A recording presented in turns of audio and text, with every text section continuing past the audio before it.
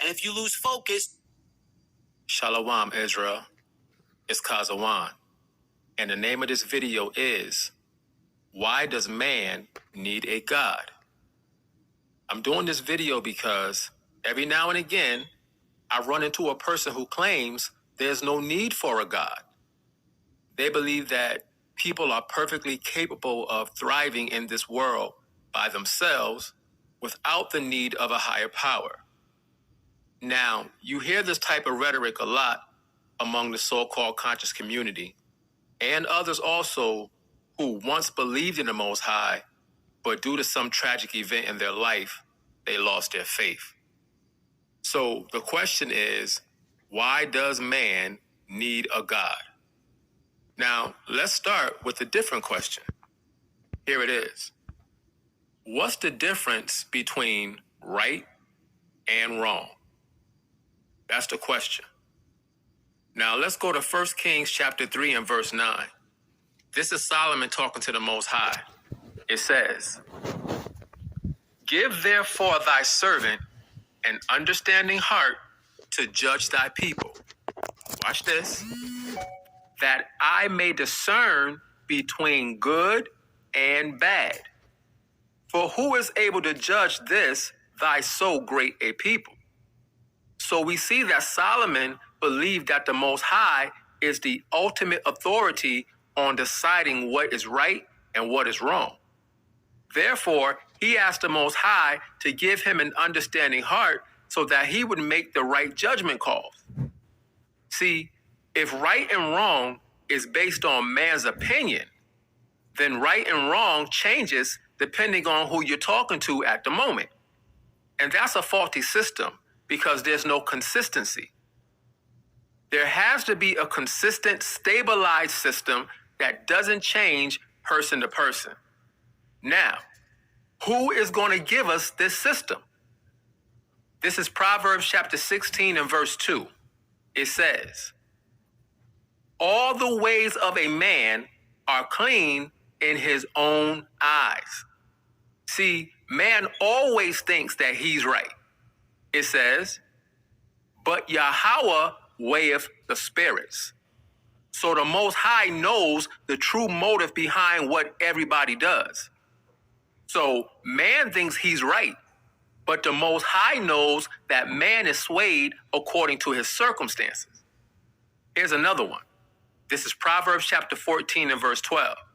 It says, There is a way which seemeth right unto a man, but the end thereof are the ways of death. See, we can't trust man to give us a stable system because man has proven himself to be untrustworthy. Also, something may appear to be right based on the information you have available at the time, but the ending result of your decision may lead to death. Why? Because man only has access to a limited amount of information. However, the Most High sees the whole picture, and therefore his information is reliable and trustworthy. See, the problem is people have turned away from the Most High's moral standard of living. This is Ezekiel 22 and 26. Now, this is the Most High talking. It says, Her priests, Israel's priests, it says, have violated my law and have profaned my holy things. Here it is. They have put no difference between the holy and profane. Neither have they showed difference between the unclean and the clean, and have hid their eyes from my Sabbaths, and I am profaned among them. See, we have violated the law, which is the moral code that the Most High gave us to live by. And as a result of violating that law, the lines have become blurry. So now there's no longer a clear difference between right and wrong. Just look at the world today. Everything that was once considered strange and evil is now considered normal and good. So man can't be the one to establish what is right and wrong because man is shaky and biased depending on the situation. And this is why man needs a God. See, the Most High, he's not going to compromise his position of morality for any reason. He can't be bought, he can't be seduced, and he can't be deceived. That's why we need God. This is Galatians chapter 6 and verse 7. It says, "Be not deceived. The Most High is not mocked." Watch this. "For whatsoever a man soweth, that shall he also reap." The Most High judges every man according to his actions. Verse 8. "For he that soweth to his flesh shall of the flesh reap corruption." In other words, if you live a carnal life, you're going to get the results of a carnal life, which is death. It says, "But he that soweth to the Spirit shall of the Spirit reap life everlasting." If you live a spiritual life, you're going to receive the kingdom of heaven. It's that simple for the Most High. This is why the Most High gave us his law. Because again, the law is the moral standard of right and wrong. Now, the law by itself won't save you. However, what it does is it establishes the morality of the Most High within those who adhere to it. It gives you a guideline of how to live. So, what if somebody doesn't know the laws of the Most High? This is Romans 2 and 14. It says, "For when the Gentiles, which have not the law," watch this, "do by nature the things contained in the law, these, having not the law, are a law unto themselves." So Paul said it's possible to not know the laws of the Most High and still do what's right instinctively on a basic level. Verse 15, it says, "Which show the work of the law written in their hearts." Here it is. "Their conscience also bearing witness, and their thoughts the meanwhile accusing or else excusing one another." So even without the written law, some people are encoded with the basic morality of the Most High. In other words, they instinctively know what is right and wrong on a basic level because their conscience guides them. However, what's important to understand is that this does not apply to everybody in every area of life. That's not the case for everybody. This is 1 Timothy 4 and 1. It says, "Now the Spirit speaketh expressly, that in the latter times some shall depart from the faith." Watch this. "Giving heed to seducing spirits and doctrines of devils." Verse 2. "Speaking lies in hypocrisy." Here it is. "Having their conscience seared with a hot iron." So these are people who don't have a conscience guided by the Most High. They don't have the basic morality of the Most High within themselves. Now, either it was there at one point and their lifestyle corrupted their conscience to the point that they don't discern things properly anymore, or it was never instilled within them by someone who knew the basic principles of right and wrong. For example, all over the earth, God is raising up a new breed of wealth builders who will use their money to shape the course of world history who knew the basic principles of right and wrong. For example, a child is not born knowing that it's wrong to take something that doesn't belong to him. He has to be taught not to steal by someone who knows better because they were taught not to steal. See, it's false to teach that everybody just instinctively knows right from wrong. That's not true. This is Proverbs 22 and 6. It says, "Train up a child in the way he should go." See, a child has to be taught what is right. It says, and when he is old, he will not depart from it. So what are we supposed to teach our children while they're young and growing up to make sure they understand what's right and what's wrong? This is Psalms chapter 78 and verse 5. It says, "For he established a testimony in Jacob," watch this, "and appointed a law in Israel, which he commanded our fathers," here it is, "that they should make them known to their children." So we're supposed to teach our children the laws of the Most High. Why? Verse 6, "that the generation to come might know them, even the children which should be born, who should arise and declare them to their children." See, the laws of the Most High are supposed to be passed down to every generation. Why? Verse 7, "that they might set their hope in the Most High and not forget the works of the Most High." Here it is, "but keep his commandments." Again, the law, statutes, and commandments establish the morality of the Most High within those who do them. If we don't teach them to our children, then they'll be influenced to live by the world standards instead. For example, you have groups like the conscious community, and all they do is debate. Everything is a debate with them. But the reason they do that is because they have no set common standard.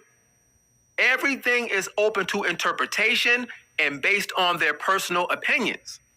So the result of that is a do whatever you believe is right doctrine, which leads to confusion.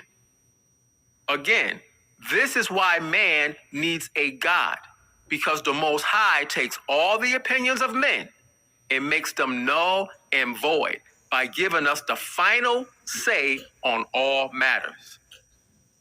This is Proverbs chapter 19 and verse 21. It says, "There are many devices in a man's heart." In other words, man has many plans in his mind about what he wants to do. It says, "Nevertheless, the counsel of Yahawah, that shall stand." In other words, you can make all the plans you want to make, but at the end of the day, the Most High has the final say-so. Whatever he says, that's what it is. See, again, the Most High gave us the law, which is a common moral standard, so that everything is not open to debate. Why? Because what's right to me may not be what's right to you. And if we don't have a common moral standard, there's no way to determine what is right and what is wrong. Therefore, anything and everything goes, because no one can tell somebody else what they're doing is wrong if they don't have the same standards. This is why man needs a God, because the Most High establishes a moral standard for men to live by that is not up for negotiation. His wisdom is beyond the wisdom of man, and therefore he doesn't need the biased opinion of men telling him what is right and what is wrong. He decides what is right and what is wrong. This is Proverbs chapter 28 and verse 26. It says, "He that trusteth in his own heart is a fool." When a person starts to believe that there is no God, that person is a fool. When a person thinks that their decision-making skills are better than the Most High's, that person is a fool. When a person trusts himself more than the Most High, that person is a fool. It says, "But whoso walketh wisely, he shall be delivered. Whoever walks in the spirit of the Most High will be delivered." This is Jeremiah 17 and 9. It says, "The heart," which is the mind, "is deceitful above all things. Watch this. And desperately wicked. Who can know it? You see, a mind that operates outside the morality of the Most High is a ticking time bomb. It's unpredictable. It's deceitful. It's liable to do anything. Why? Because there is no righteous standard preventing it from folly. A person's mind will convince them that they are right, even when they are completely wrong. So how do we make sure that we ourselves don't end up in this situation? This is Proverbs 3 and 5. It says, trust in Yahawah with all thine heart. Here it is. And lean not unto thine own understanding. Remember, there's a way that seems right to a man, but the end thereof are the ways of death. Verse 6. In all thy ways acknowledge him, and he shall direct thy paths. The Most High knows which direction you need to go. He doesn't have to figure it out. He already knows. Verse 7. Be not wise in thine own eyes. Fear Yahawah and depart from evil. See, this is how we stay on the right path. We acknowledge the Most High in everything that we do, and we depend on him to give us clear direction. Now, here's another question.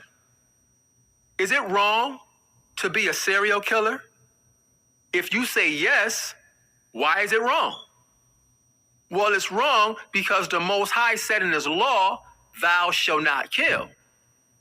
Now, if the Most High didn't exist, would it still be wrong to be a serial killer?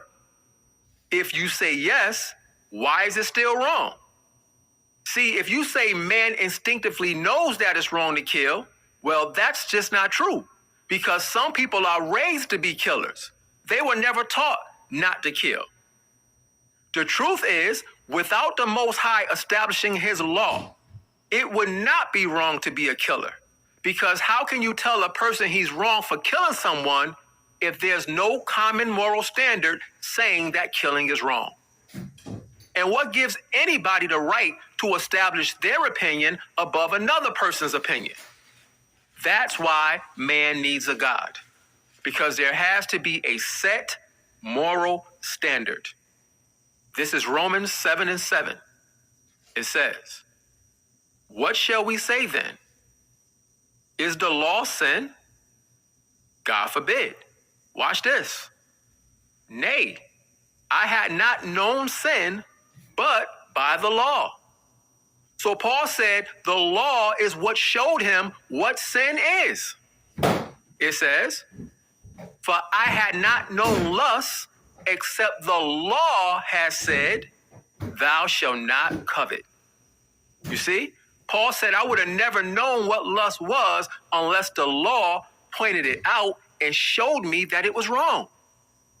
Verse 8, but sin, taken occasion by the commandment, wrought in me all manner of concupiscence.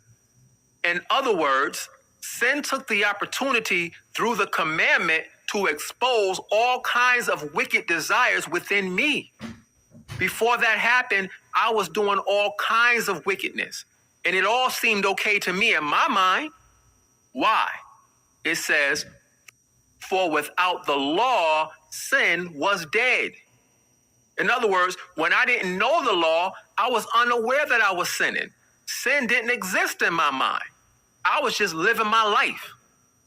Verse 9, it says, for I was alive without the law once. In other words, I had a life when I was in sin. It says, but when the commandment came, when I learned the law, it says, sin revived and I died. In other words, the law exposed my old sinful life and killed it in the process. Why? because I couldn't serve the Most High and still live the way I used to live. So my old nature had to die. Verse 10. And the commandment which was ordained to life, the law, the moral code of the Most High, which helps us live, it says, I found to be unto death. In other words, the law strengthened my spirit, but it killed my old nature. My old carnal mind died. Verse 11. For sin, taken occasion by the commandment, deceived me. The commandment exposed my wickedness. It showed me that I was not trustworthy on my own. It says, and by it slew me. Again, the commandments killed my sinful nature. It made me change how I was living. It made me put that old man to death and become a new man. Verse 12. Wherefore the law is holy, and the commandment holy, and just, and good. You see what Paul just said in verse 12? The law is holy, and the commandment is holy, and just, and good. That's not something you want to get rid of.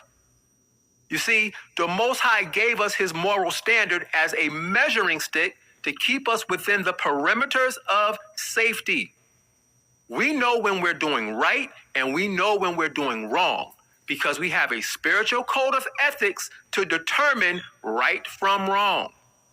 However, if we ignore his set of guidelines and attempt to govern ourselves, that opens the door for negotiation of what is right and wrong, which puts us right back in the same position of basing our decisions on our personal opinions. And that doesn't work because opinions vary from person to person. The only way to avoid this problem is to submit ourselves to a higher power. And that is why, again, man needs a God. This is Psalms chapter 14 and verse 1. It says, the fool hath said in his heart, there is no God. You see, only a fool would make this claim. It says, they are corrupt. They have done abominable works. There is none that doeth good. Anybody that denies the existence of the Most High, that person is corrupt. If you take the Most High out of the equation, the only possible result is catastrophic destruction. Man left to himself will kill everything and everybody, including himself. Again, just look at the world today and the direction that it's going in. The reason why the world is headed for destruction is because of the neglecting of the Most High's word. So why does man need a God? Because that's the only hope we have. Only the supreme God, the Most High Yahawah, is able to establish righteousness in this world. That's why Romans 3 and 4 says, let the Most High be true, but every man a liar. Every man who conducts himself outside of the Most High's word is a liar. So that's why we need a God, because the Most High gives us the order and the understanding that we need to be righteous. Now, before I end this video,